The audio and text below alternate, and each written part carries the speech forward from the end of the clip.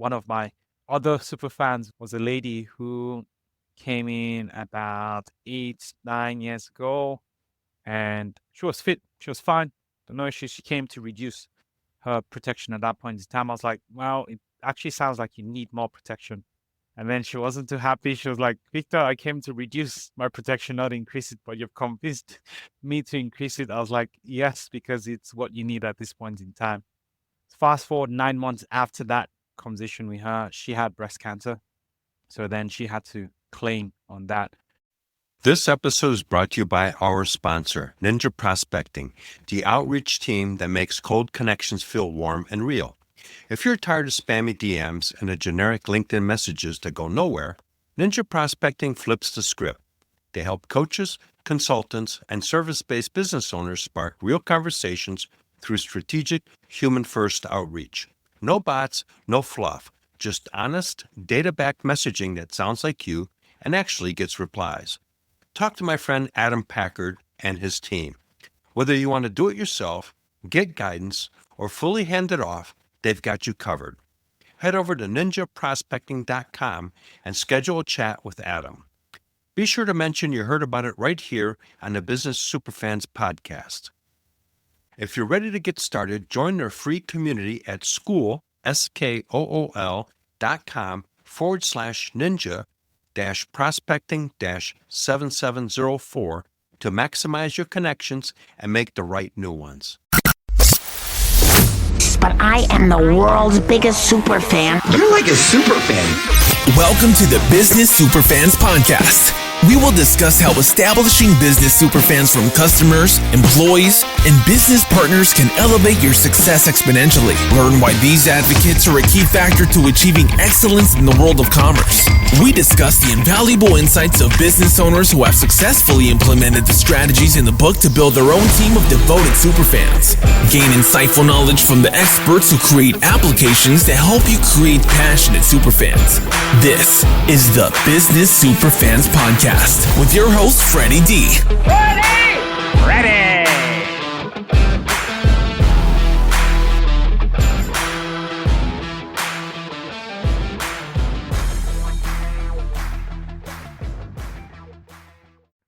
Hey, superfans, superstar, Freddy D here. In this episode 143, we're joined by Victor Idoko, a wealth strategist, CFA charter holder, and the author of 7 Basic Wealth Strategies. Victor is also the host of the Elevate Your Wealth podcast, where he helps high-performing professionals and small business owners simplify their finances, shift their money mindset, and build lasting wealth. What makes Victor stand out is his ability to combine deep technical expertise with a coach's heart, break down complex financial concepts into clear, practical steps that anyone can apply. Beyond money, he's passionate about growth, fitness, and living up to your full potential. And he brings that same energy into every conversation. Get ready for an inspiring and practical discussion on how to align your finances with your life you truly want to live.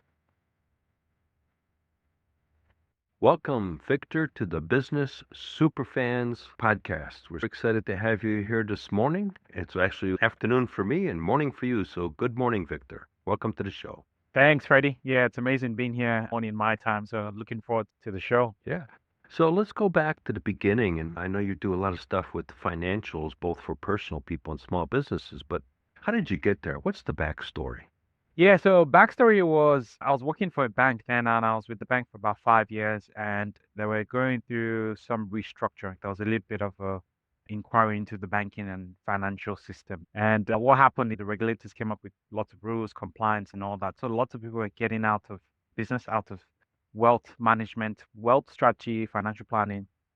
And I then saw it as an opportunity to then step out and actually start my own business at that point in time. So I guess it was an opportunity just to be able to create something and build something of our condition, create good following where we can help them, they can help us to win-win. I know that you do some personal stuff and some business stuff. Let's clarify that for our listeners. What is it that you really do from a financial perspective? Because there's a lot of aspects to that. Correct. And yes, very good question. When I sit down with clients, I always kind of break that into two buckets. Most people think about the tangibles. Tangibles will help you make money, will help you save money, will help you choose the right products and all that. But the intangibles, on the other hand, when someone comes to sit down with you, especially from a financial perspective, they want clarity, they want direction, they want a plan to get them to that ultimate goal in 3, 5, 10 years time. So we give them that plan, we hold them accountable, we get them to whatever goal they want. I was sitting down with the clients the other day. He came and he didn't have too many goals. Okay. But after that conversation, kind of had a really good conversation. He then said, okay, look, Victor, let's set an ambitious goal. Let's work towards that. We give them the confidence to try to achieve what they truly want in life as well. It's on the personal side. And we do the same for small businesses as well. So we work with some small businesses, and it's that guidance and clarity as to, well, you have money in the bank. What should you be doing with it? How does that lead to your ultimate goal? So that's what we do.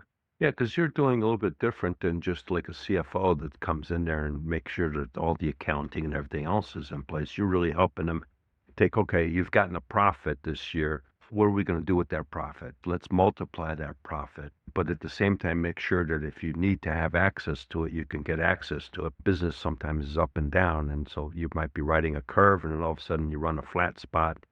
And so you've got to be able to get funding real quickly. How does that work from the business perspective? Yeah, so I love dealing with business owners because I always say there's another layer of aspects we can work with, and it just makes it a lot more complex for the average person to deal with your personal finances and business finances as well. So definitely when we come in is ensuring that they're managing their cash flow, which many business owners, they're very good in a certain area of business or a technical expertise, but you're not good with money and mind. We kind of guide them with that money management. And that really helps in the good and bad times because if you're managing money as you should in the good times, what happens? It just flows through to the bad times because you have enough. And then that's the way you survive in business.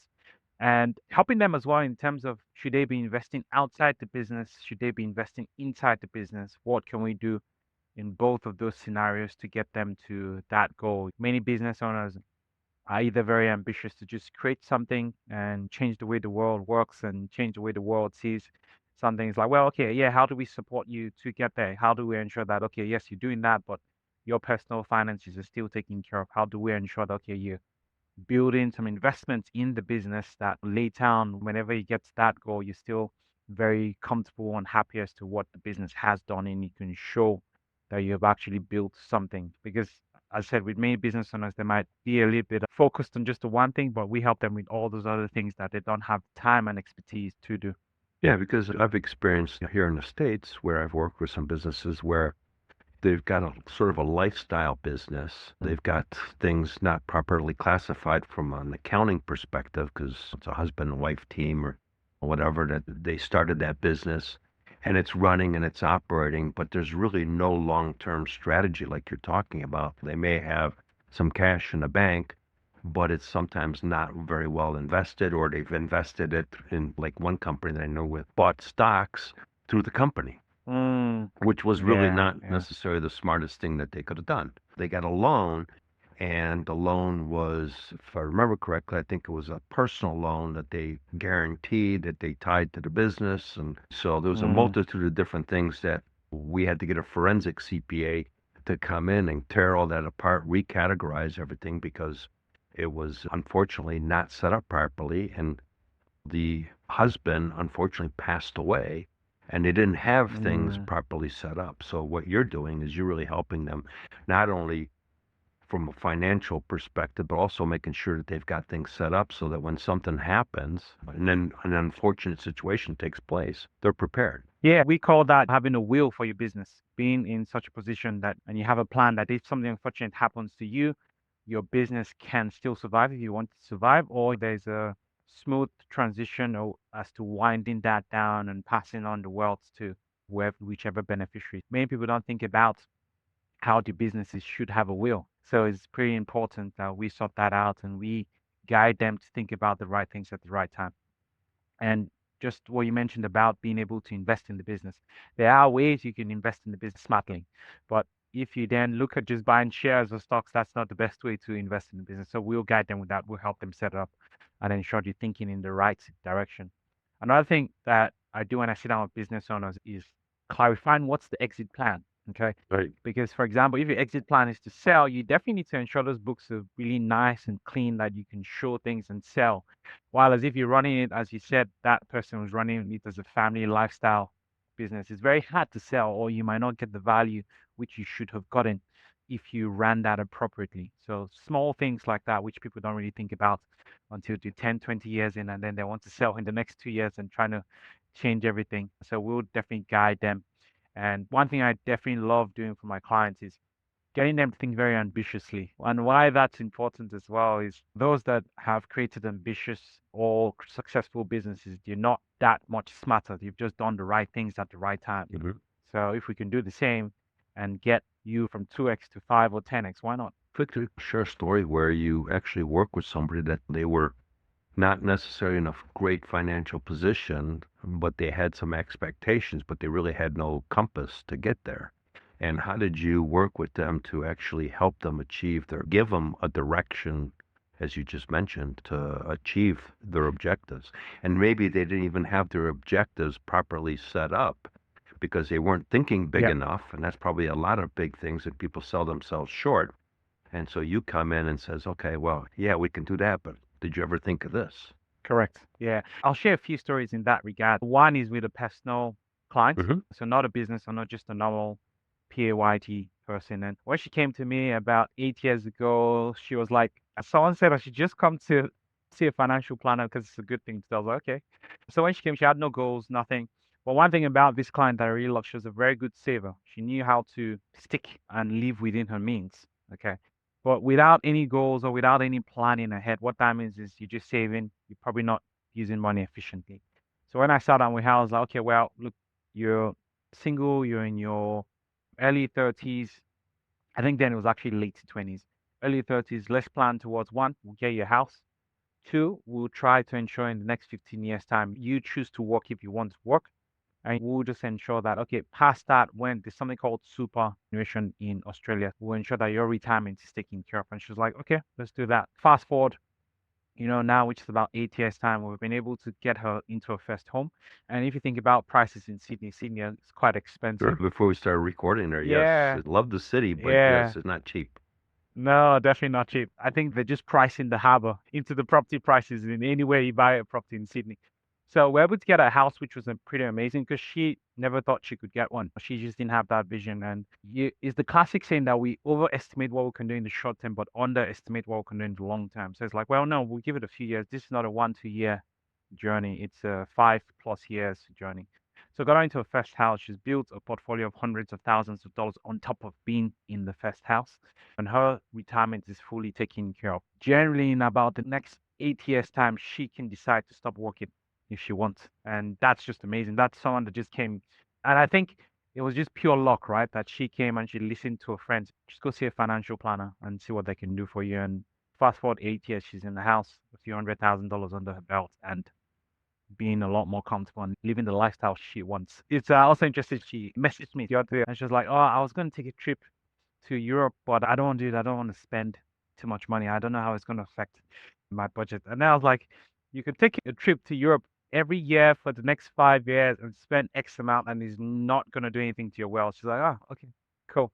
It's just fascinating how some people are not wired that way, but we come in, we help them, just give them the life they want, at least the opportunity to live the life they want. That's one example. Another example with a business owner is he was running a construction business. And when he first came to see me, it was the classic thing. Okay, money in the bank, I'll spend it. Money in the bank, I'll spend it. There was no plan. There was no idea as to what should be done. The structures around him were not right as well.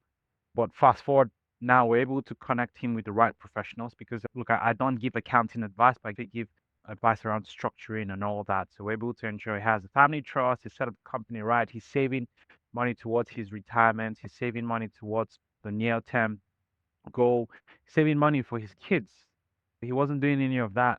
And he started working with me about 3.5 years ago. And I remember catching up with him again about a year ago. And he was like, oh, I feel like I don't have any money. I was like, why? And he was like, oh, there's actually nothing in the bank account. It feels like we haven't done anything. And then I was like, I pulled up his portfolio. I was like, did you forget about this? He's like, oh, I forgot about this. And that's just structure that, okay, you're saving and you're getting ahead. That's what we do for people.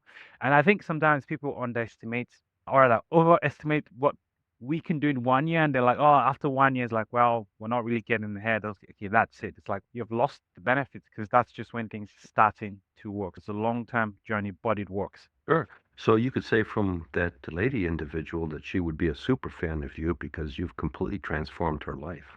Exactly. For example, she has sent me a few clients as well, and she's just become a super fan because we delivered on what we agreed on, and we also ensured that we're taking care of her. All the small things that clients want and they mention, if you remember that, they just love that. For example, it might just be calling them with your preferred name, small thing like that, and they just love it because it's not your legal name, but it's your preferred name.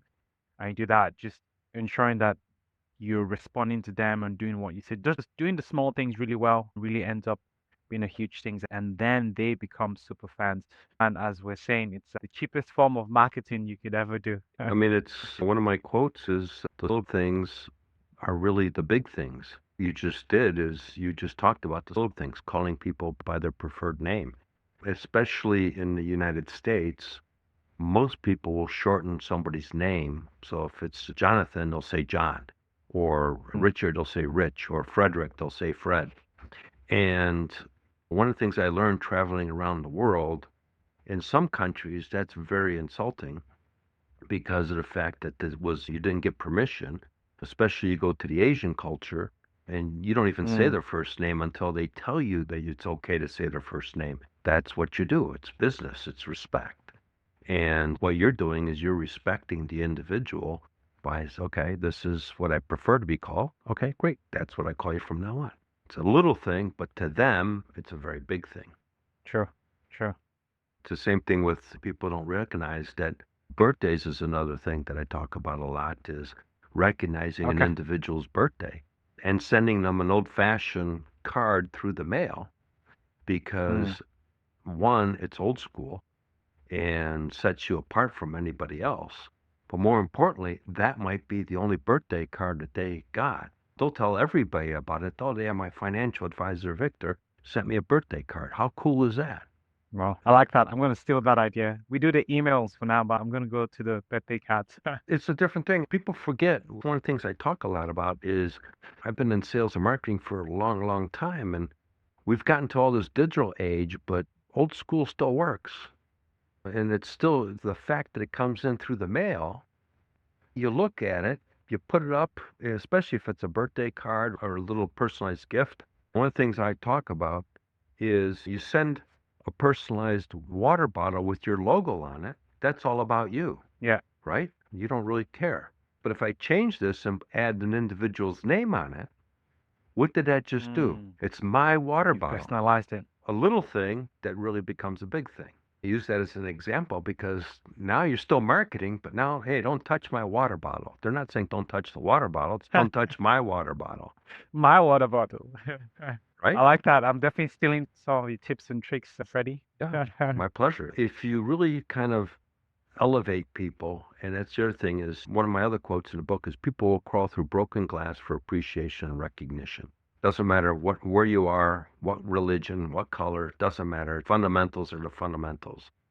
And you taking the time to work with those people and recognizing their challenges and helping them straighten out their finances is an important aspect. Yeah, it is. You've mentioned very key points there as to human nature.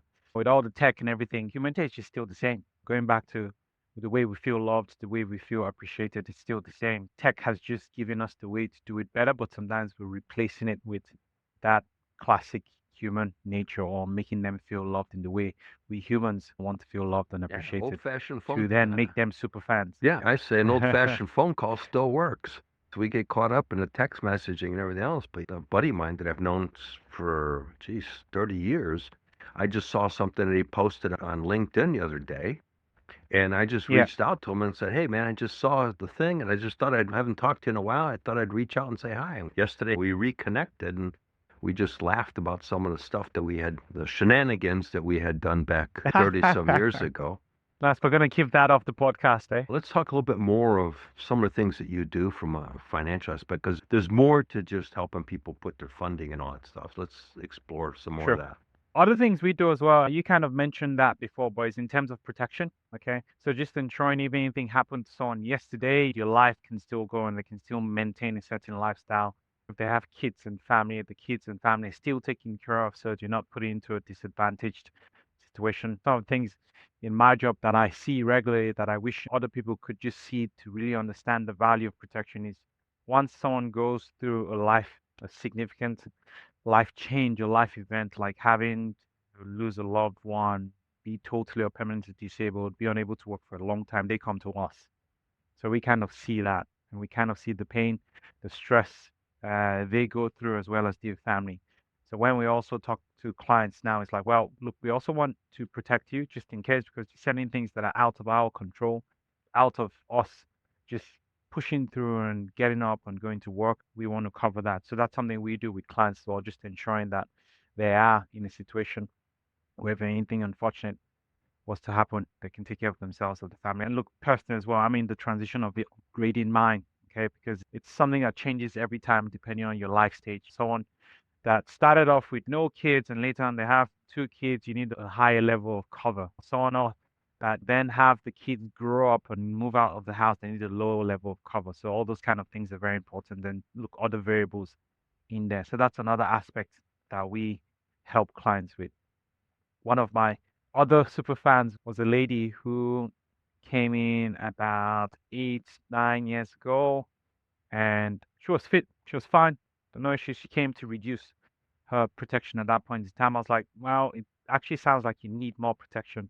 And then she wasn't too happy. She was like, Victor, I came to reduce my protection, not increase it, but you've convinced me to increase it. I was like, yes, because it's what you need at this point in time. Fast forward 9 months after that conversation with her, she had breast cancer.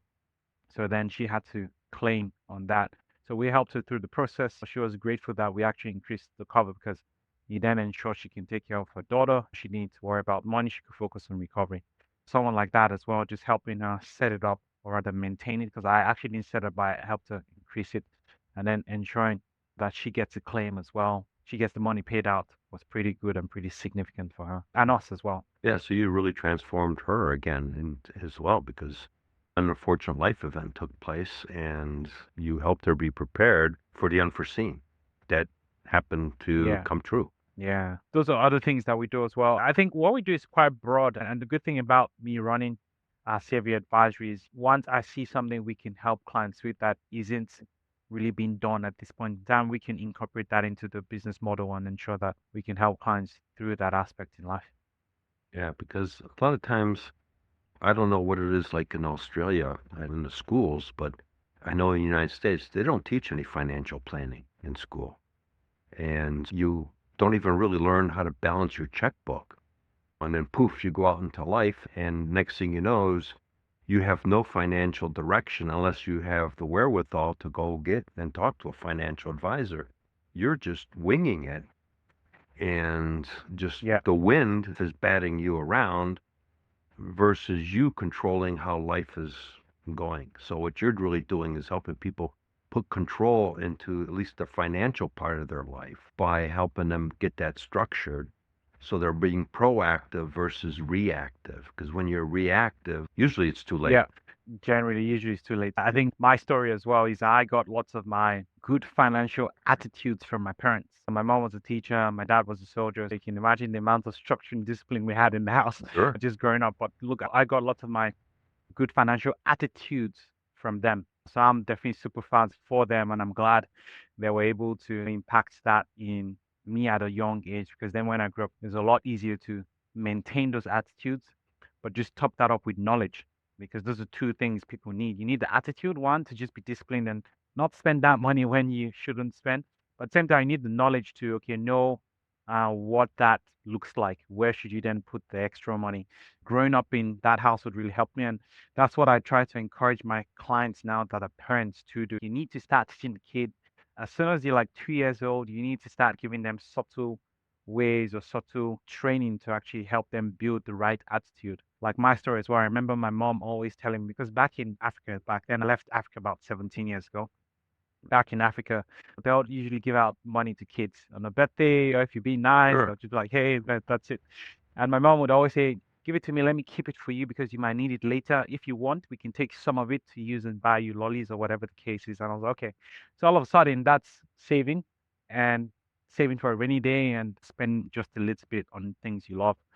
So that was my first knowledge as to, okay, how do you save? How do you invest? And it just became an attitude because even till this day, I feel very, very weird if I'm not saving, if I'm not putting some away, and if I'm not setting myself up for the future. She always talk about in the future you might need it, in the future you might need it. And then my first memory about investing as well was me opening checks for my dad. And back then he would give me checks to open. And I always say my mom was definitely conscious. And I know she was really teaching me. My dad, I don't know if he was just like, hey, just open it for me. I can't be bothered. But either way, I'll open checks and then he'll ask me to read out the numbers. And the numbers are very small. And I'll read it out. I'll be like, what's this? It's like someone is giving him money because he gave them money. I was like, why? He was like, well, they're using it and they're working with the money and they'll give him some of it. And that's the way that he just explained it back then. And to me, back then, I was about 5, 6. I vividly remember this. I was like, okay. But he planted that seed of investing in my head. Right. And all of a sudden, it's like later on, I know you could put money somewhere and you can get back some as long as you put it in the right place. That attitude and that upbringing is needed. So parents and guardians and people that are responsible for others, you need to teach them about things like this. So for our high-end families that have wealth, we actually teach the kids and teach the next generation about money. That's another misconception that some people have that, well, if you're a rich family, don't let the kids know, don't let the next generation know so they don't get spoiled. It's like, on the contrary, you need to let them know they have money and let them know the stewards and guardians for this money so they shouldn't run out of it or spend it in a wise way. And that way they actually grow up knowing how to spend the money versus inheriting a few $1 million in your 20s or 30s and you have no education or no idea as to what to do with money. Those are things we do as well for clients. Yeah, what you're bringing up there, Victor, is very important because you see a lot of sports individuals. All of a sudden, poof, they're playing a sport. They're right out of college. They're in their early 20s. And poof, they get a $10 million contract to play a sport. They're buying the Lamborghinis. They're buying this. And they're really not running it as a business. They're just, it's them. It's their money. And then all of a sudden, their career gets cut short because of an injury and everything else. And next thing, some of these guys are broke. And they're working at the grocery store. I've seen it. And because there was no financial education with them whatsoever. What you're talking about is very, very important. Yeah, whether you don't have money and you are striving to save that money, you helping those people, or if they've come from a family of money, how to keep that money. Because it's easy to go and spend it, and then all of a sudden it's gone and it's not replenishing itself. You have a little bit of a problem. Yes, yeah, for sure. Like I was speaking to a friend yesterday, he's a very good friend, and we have this kind of conversation. He was like, when things are booming, you better be banking. And when you're banking, you better be balancing. This is what people miss because as soon as you're making money every time, especially for sports, the sports professionals, you have a certain period of time where you make so much money. Right. And if you're not balancing things out, then you're going to run out of that money. Because they said you don't earn $10 million a year and you're earning nothing before all of a sudden he's like, yeah, I can buy this, I can buy that. It's like, well, no. Now, this $10 million, you're probably going to end up for maybe 10 more years, but then you have another 50 years to live. What are you going to do? Right. So it's like, well, you should be saving a lot of that towards the future or putting that into something that gets you more every time. So once this 10 million contract goes, you're still getting $10 million from all your investments. So that kind of thinking is really needed. Yeah, and it's important. So that's really some of the things that you're doing, helping people get themselves out of their own way by being able to understand that, okay, yes, it's cool, you got a big pile of cash, but let's plan, and I really like what you just said, is let's turn that into 10 million a year perpetually versus, okay, you got this big chunk of cash, okay, that's wonderful, and then tomorrow, it's gone. And it goes like this.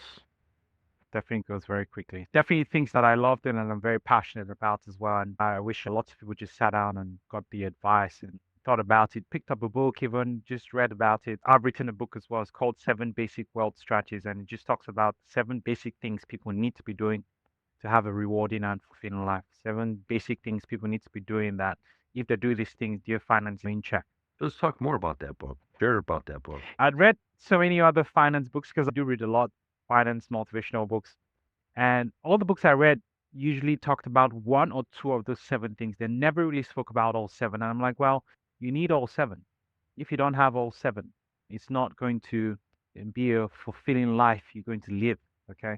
And I'm going to still use that example of the sports person getting $10 million per year. If you don't have goals and if you haven't written them down, your long-term goals, you're going to really live in the moment. And in the moment is, yeah, buy the Lamborghini, buy the huge house and not worry about the future. So the first chapter talks about how you plan your 10 years every time. And if you plan your 10 years every time, 1 year from now, you're still planning 10 years ahead. So it's always just a moving thing that you always do. So first chapter talks about that. Second chapter talks about your spending plan and how you manage your money. So money management is the ins and the outs. Okay. And the universal principle around that is always keep a little bit more than you're giving out. Okay. So if you earn 10 million, ensure that, okay, well, sports people are a little bit different because they need to keep a lot more because it's not a ongoing salary. But at least you want to ensure that you're keeping a lot more than that versus just spending the whole $10 million. So that's cash flow. And the general rules around that was to set some for your bills, set some for the short-term things that come up 1 to 3 years time, set some for the long-term things, making that $10 million you received in the year be now 10 million perpetual. You build that over a 10-year period. You can call it the 10-10-10, whatever you want to call it. And then have some that you play around with. Like, for example, that sports person getting $10 million away, they've probably earned the right to spend $1 million however they want. As long as they're using the other 9 wisely, there will not be any problem. And the other 9 might be, okay, well, use 2-3 of that for your living expenses and accommodation. The rest, you definitely want to be investing that because you're in a short-term kind of career. It's not a long-term career. If you're in a long-term, different for cash flow. So that was the second chapter. Other chapters talk about investment, retirement, protection, and we also talked about how to manage debt. Debt is one of the underutilized items for people that are high net worth. Okay, they don't really want to use debt because they don't need to, but they're kind of losing dollars on the table if they don't use smart debt to build more wealth. Those are the key things which we spoke about and just gives people the basic knowledge. I think for someone earning $10 million, you definitely need to have very good advisors helping and guiding you with your finances. And it's the same thing with a small business making 500,000 to $1 million, $1.5 million, $2 million. Same thing. They need to be planning for what you just said. It really just the numbers are different, but the fundamentals are still the fundamentals. Yeah, exactly. The good thing about business that I always tell my business clients is you can really do good things with the business. Like you can scale a business. As a small business, you can take that business from $500,000 a year to $5 million a year. Sure. That can be easily done in a short period of time if you do the right things. However, you still need to have that proper money management. Because if you don't have that property management, whether you're making $500,000, $5 million, you're going to have cash flow and money issues if you don't manage that properly. But yeah, still the same concept. And for businesses, for people that want to run businesses for a long period of time, if you're running that for 10, 20, 30 years and you're doing the right things every time and keeping some, investing some, growing the business, you'll be laughing after just a few years. Sure. What's the name of the book, Victor? It's called 7 Basic Wealth Strategies. And that can be found on Amazon, easily accessible to people around the world, which is good. And it can also be found on Audible. So 7 Basic Wealth Strategies. And we'll definitely make sure that that's in our show notes. Important stuff that you're bringing up there because a lot of businesses and individuals really don't plan for it, especially individuals have a job like we talked earlier with that one lady. They're basically, a lot of times, they're spending more than they need to because they want to have the lifestyle. And so they're living in the moment and will deal with tomorrow, like you just said, down the road. And it's like kicking the can down the road, but unfortunately the can is empty when you get down the road. Exactly. Everyone has the advantages, even the PAYG where you're going to be on a salary and it's probably going to go up 2 to 10% every year. You still have an advantage. You can clearly plan that out with a little bit of consistency. The sports person that's getting the 10 million every year for 10 years or 15 years, if you're lucky, you can still plan that. So everyone just needs a little bit of planning. It's very specific to your situation as well. Yeah, it's very good stuff. Especially, I think there was a book that's called The Millionaire Next Door.